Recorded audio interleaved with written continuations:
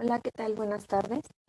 El día de hoy vamos a ver qué se está conmemorando. El 14 de noviembre, a partir de 2007, se está haciendo hincapié para combatir una situación en especial que se llama diabetes, que hace muchísimos años que existe, pero que a pesar de que todos tenemos mínimo a una persona, a un familiar con esta situación, pues no todos sabemos qué es lo que realmente ocurre en el cuerpo de esta persona. En este año tenemos el eslogan adaptado al año de la enfermería, postulado por la Organización Mundial de la Salud, por lo cual este año se llama Día Mundial de la Diabetes, Enfermería y Diabetes. Yo soy la nutrióloga Dulce Gómez y a continuación vamos a explicar un poquito la relación del origen, ¿no? Yo voy a tomar como tema obesidad y diabetes. Como saben, yo estoy en Centro Postal, en San Francisco del Rincón. Soy nutrióloga, formadora en diabetes, nutriasesora y activista. Incluso antes de apasionarme con la lactancia, este era mi tema principal. No lo ha dejado de ser, por lo cual no quiero pasar desapercibido el día de hoy. Primeramente vamos a definir qué es la obesidad. Muy diferente a lo que mucha gente piensa, es una enfermedad.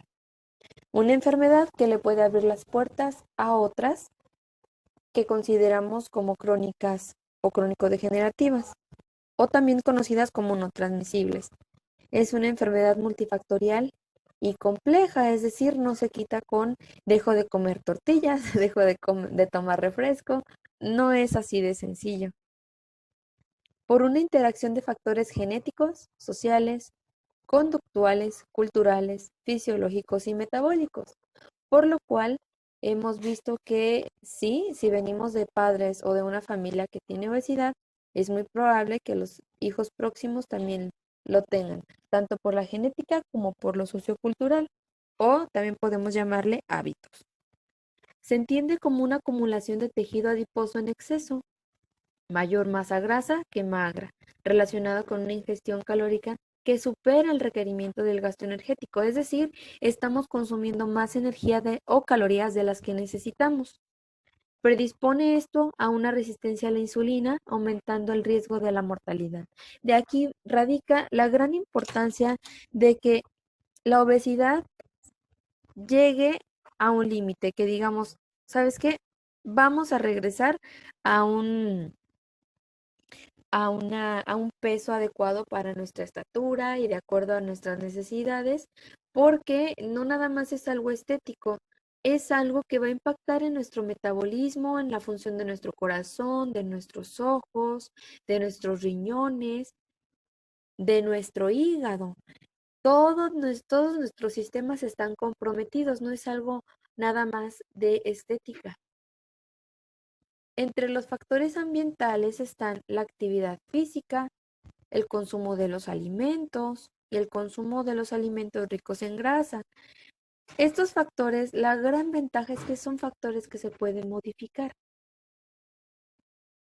Existen tres periodos críticos para el desarrollo de la obesidad y sus complicaciones. Y aquí empata mucho con el otro tema que saben que me apasiona, que es la lactancia. ¿Y esto por qué?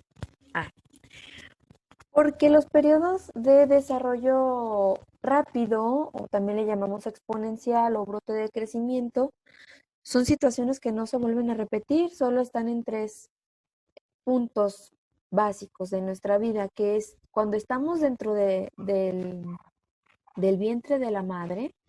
Si se fijan, en 9 meses, de ser una célula muy pequeña, llegamos a tener varios sistemas, tejidos, funciones, llegamos hasta ver, escuchar, sentir, saborear, todo esto en 9 meses. Después la infancia temprana, el primer año de vida es fundamental. Los primeros 2 años es un crecimiento súper acelerado y depende mucho también de qué tipo de alimentación le estemos dando a nuestros hijos. Por ejemplo, si se hablan de los beneficios de la leche materna en esta etapa, pero más allá de un beneficio es que es lo normal, porque cuando nosotros empezamos a introducir fórmula por X, Y o razón sea, pero que no ha sido una razón informada, nosotros vamos a estar dándole por toma entre 3 a 6 cucharaditas de azúcar por toma pues de leche de fórmula a nuestro bebé, por muy más parecida a la leche materna que le pongan ahí en el envase, nunca van a poder igualarla. La leche humana es un tejido vivo. Entonces, si nosotros desde aquí empezamos a meter azúcares a nuestro bebé y que son también son unas leches bastante pesadas para nuestro bebé, aquí ya empezamos a aprender las luces para la diabetes. Lo olvidaba. En la gestación es muy importante la dieta de mamá. No va a comer por dos la mamá, va a comer lo suficiente para ambos, porque si empezamos a comer por dos o hacerle capricho a todos nuestros antojos, lo que vamos a provocar es programar a nuestro bebé para que tenga más células de grasa o adipocitos, como nosotros le llamamos. Entonces, desde aquí vamos a marcar una pauta muy importante para la vida de este bebé.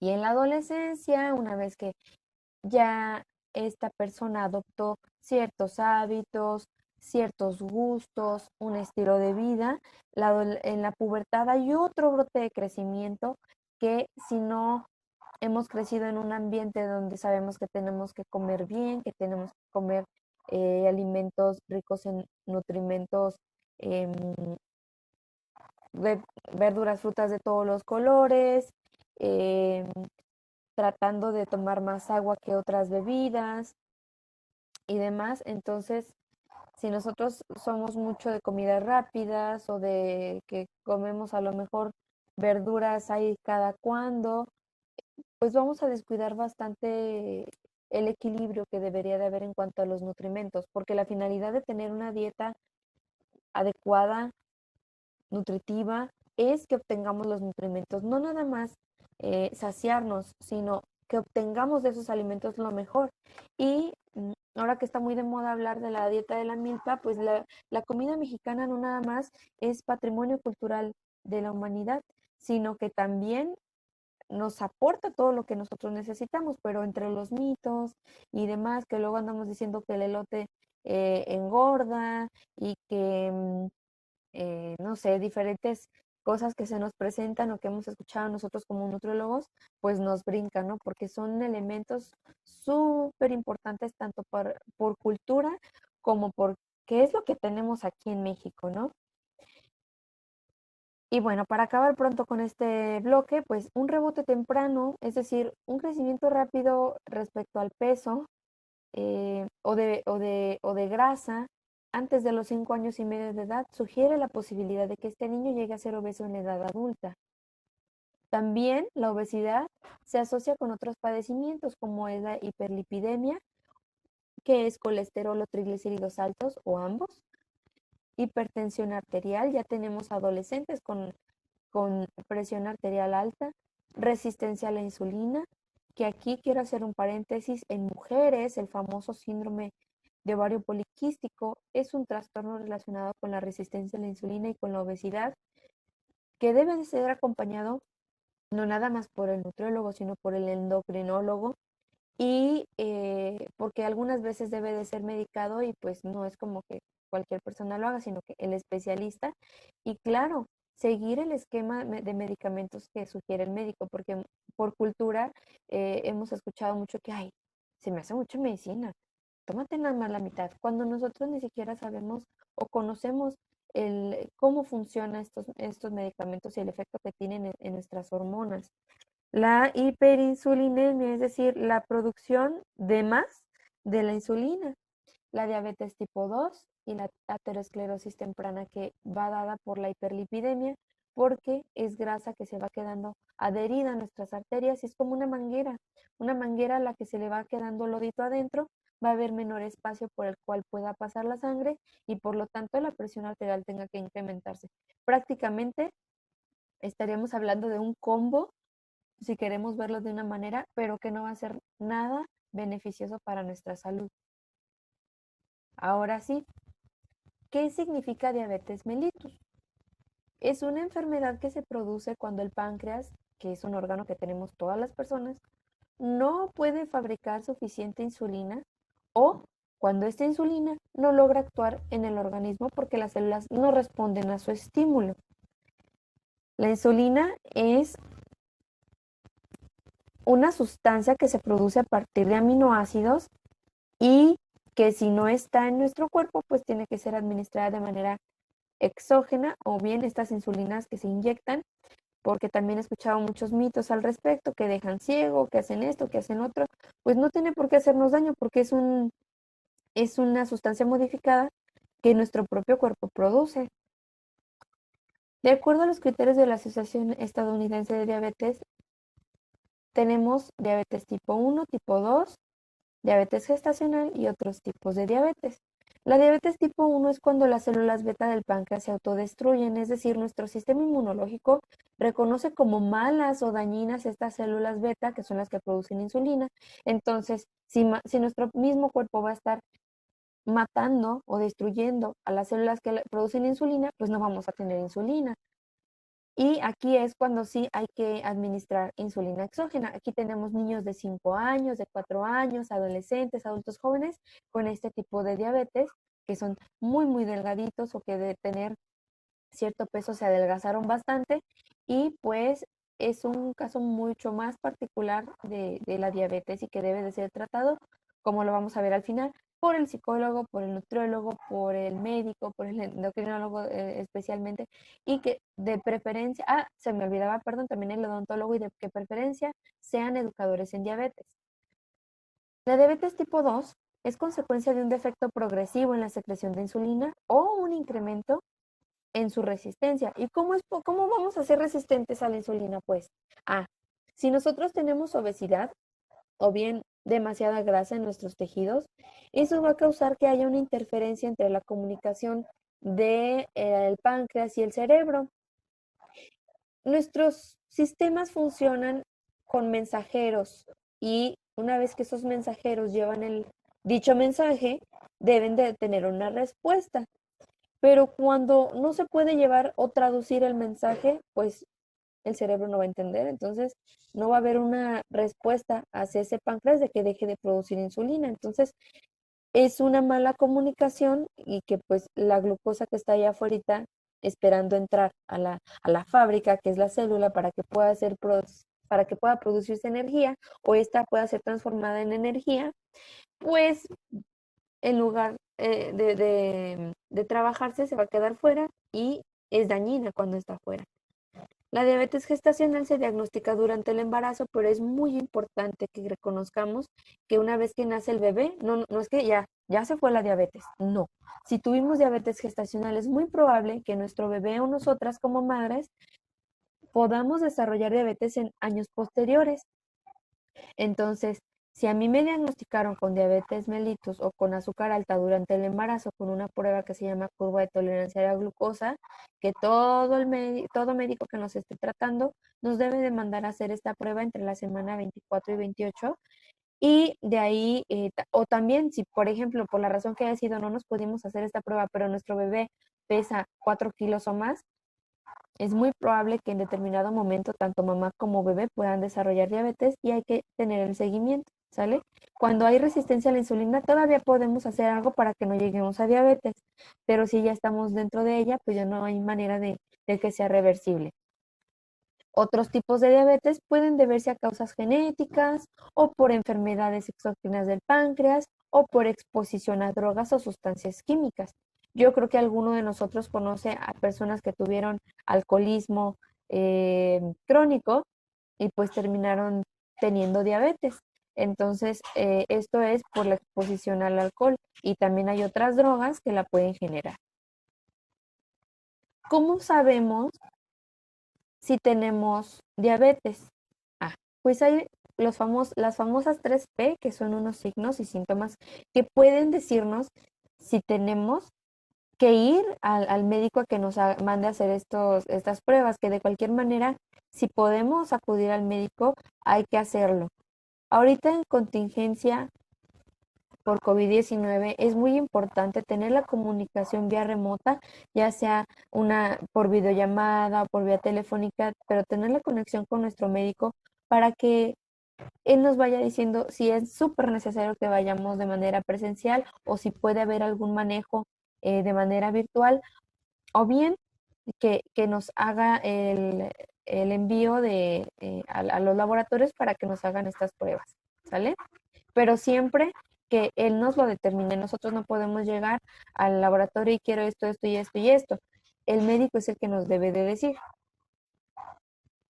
Bueno, si tenemos vamos a hacer pipí muy frecuentemente, o si tenemos mucha sed, o tenemos mucha hambre, además de una pérdida inexplicable de peso, es decir, en los últimos 3 meses perdemos bastante peso, eso, y sin habernos puesto a dieta, sin haber hecho ejercicio, esto es importante. Hay que ir luego, luego al médico. Si nos hacen una prueba casual de glucosa y esta sale en 200 o más, hay que hacer una prueba confirmatoria, pero si ya le salen 200, hay que ir con el médico. Si en ayuno nos sale en 126 o más, es importante empezar ya a tomar todas las cartas sobre el asunto o con esta prueba de curva de tolerancia a la glucosa, ya sea que estemos embarazadas o si el doctor la manda a hacer, si salen 200 o más, es muy probable que ya sea casi casi un hecho. Entonces, generalmente se manda a hacer una prueba confirmatoria extra, pero prácticamente si ya estamos pegándole estos números, habrá gente que te diga, ay, es prediabetes. Si mi glucosa en ayuno sale en 110, 115, 120, le llamamos prediabetes. No es un término correcto, pero pues sí nos da una idea de dónde podemos ir a parar, ¿sale? Y es muy importante que si mi glucosa sale, por ejemplo, en ayuno en 120, en 115, a pesar de que no lleguemos al 126, ya es importante empezar a hacer el cambio, asistir con nuestro nutriólogo, con nuestro endocrinólogo, para empezar a hacer los cambios en el estilo de vida que sean necesarios.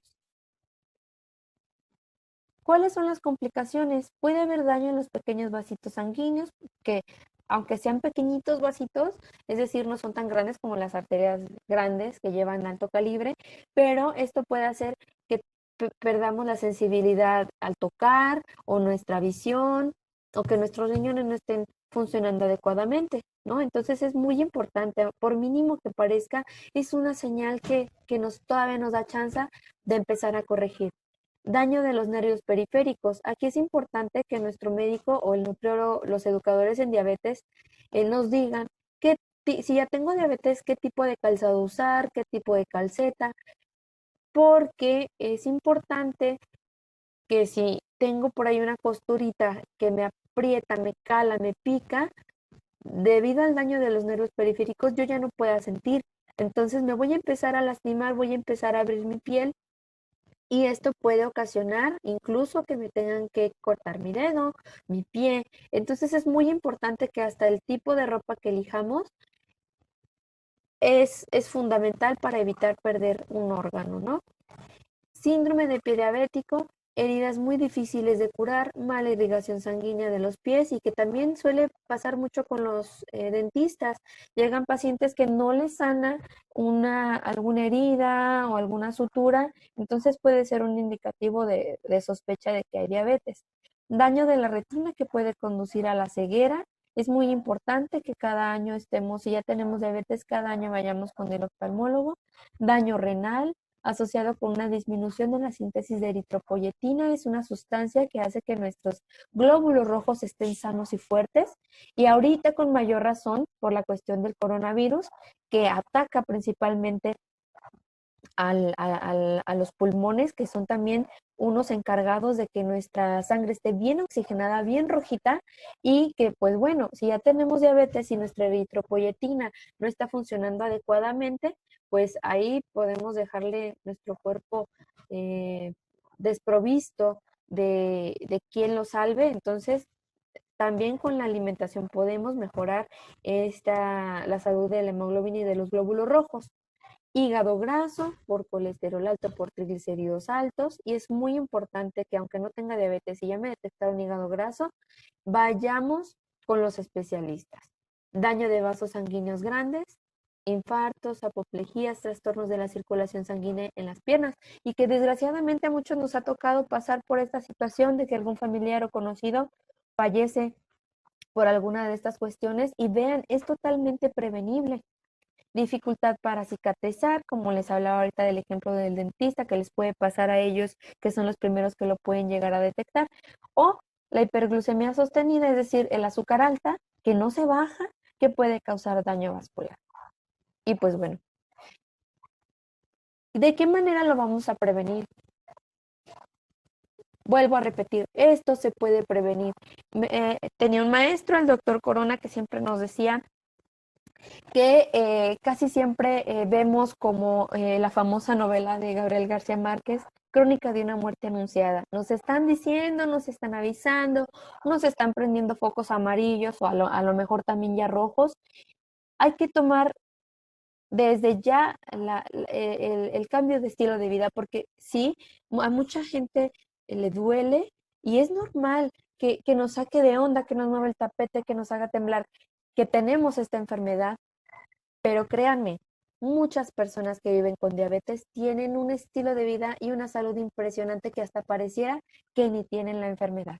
¿Por qué? Porque se cuidan, porque tienen una alimentación adecuada, porque realizan actividad física bajo la guía de un activador físico educador en diabetes, por supervisión propia, o sea, automonitoreo de los niveles de glucosa, se compra su glucómetro, está checando cómo la tiene en la mañana, cómo tiene la glucosa en la tarde, en la noche, antes de hacer ejercicio.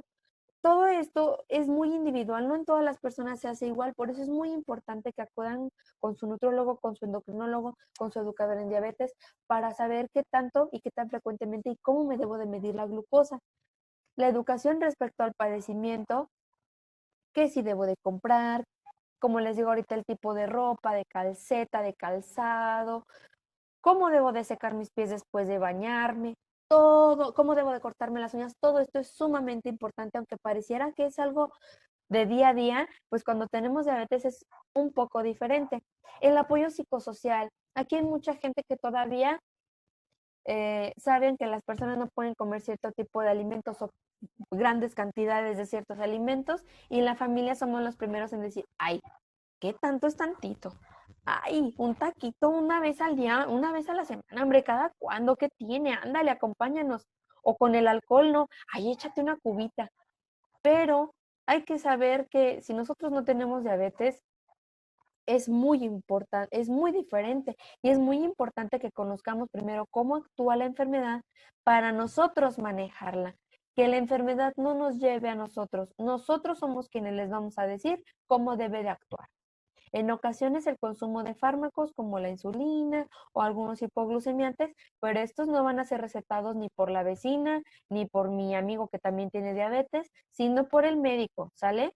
Porque no todas las personas reaccionamos igual a los medicamentos, entonces es muy importante que sea supervisado por profesionales de la salud, ¿sale? Aquí ya no me quiero meter en estas cuestiones de la alimentación. Beneficios en cambio de hábitos. Bueno, la alimentación sí o sí es sumamente importante porque va a ser nuestro combustible y depende en la cantidad de hidratos de carbono que metamos, en qué cantidades.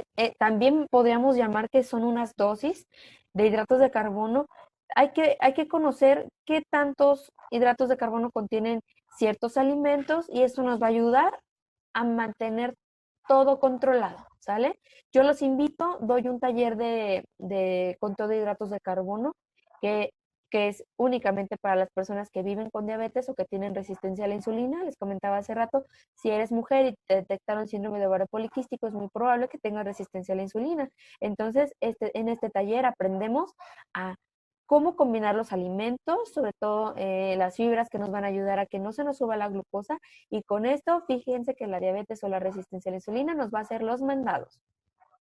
El ejercicio mejora la sensibilidad a la insulina, reduce los factores de riesgo cardiovascular, controla el peso, es decir, el ejercicio no va directamente para bajar de peso, no. Incluso hay estudios que demuestran que el ejercicio ayuda a prevenir ciertos tipos de cáncer, y también por el tipo de sustancias químicas cerebrales que se producen, nos ayudan a estar con una mente más positiva, más sana y nos hace estar prácticamente en un entorno más favorable. El apoyo psicológico, créanme que no podemos dejar el apoyo psicológico. Ese debe de estar en las primeras líneas de apoyo porque esto promueve el autocuidado.